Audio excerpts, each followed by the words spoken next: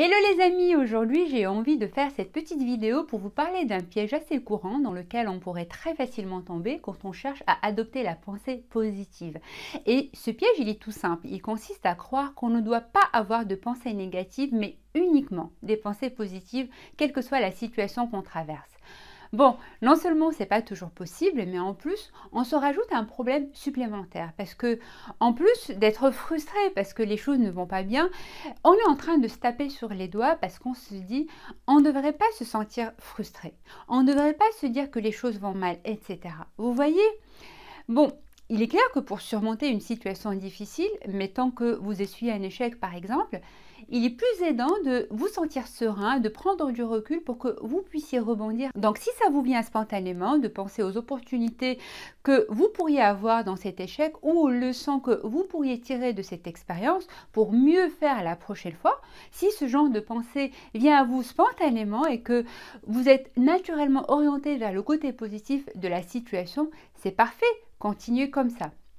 Maintenant, si ce n'est pas le cas, sachez qu'il ne s'agit pas de renier l'aspect négatif que vous percevez dans cette situation. Il ne s'agit pas de vous convaincre qu'il n'y a que du positif et que tout est rose. Pas du tout. En fait, vous avez besoin de sortir de cette dualité négative contre positif. Ce n'est pas ou l'un ou l'autre. Gardez à l'esprit que les deux existent en même temps. Donc, si vous n'êtes pas capable de percevoir le côté positif et que pour l'instant vous êtes pris dans le côté négatif, dites-vous tout simplement « Ok, il y a un problème, je suis frustré parce que mes efforts n'ont pas abouti et en même temps, il y a certainement une solution pour dépasser ça. » Vous voyez la différence?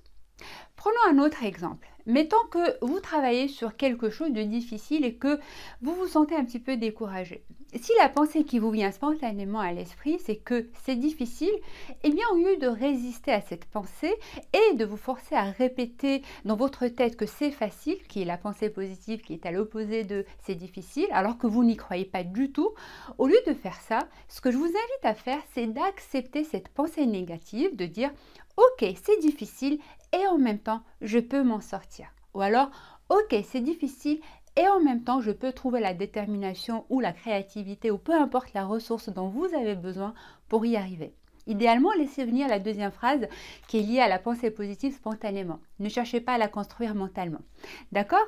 Et en fait, quand vous faites ça, vous ouvrez l'espace. Vous n'êtes plus crispé, il y a une ouverture. Déjà rien qu'avec cette phrase, dans votre corps, vous allez sentir que ça se détend un petit peu. Parce que votre énergie, elle est plus déployée pour combattre le problème ou pour résister au problème. Elle est utilisée pour trouver la solution.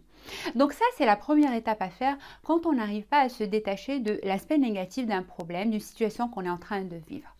Après, l'étape suivante, ce serait de choisir de mettre le focus sur les solutions parce que ce sur quoi on met notre attention prend de l'expansion. Voilà mes amis pour cette capsule, j'espère que ça va vous aider à mieux profiter du pouvoir de la pensée positive parce que c'est vraiment très puissant à condition qu'on sache l'utiliser et qu'on ne soit pas pris dans le conflit interne mais qu'on soit plutôt dans l'ouverture. Partagez aussi avec vos amis si vous pensez que ça peut les aider. Quant à moi, eh bien, je vous dis à très bientôt, je vous embrasse, ciao!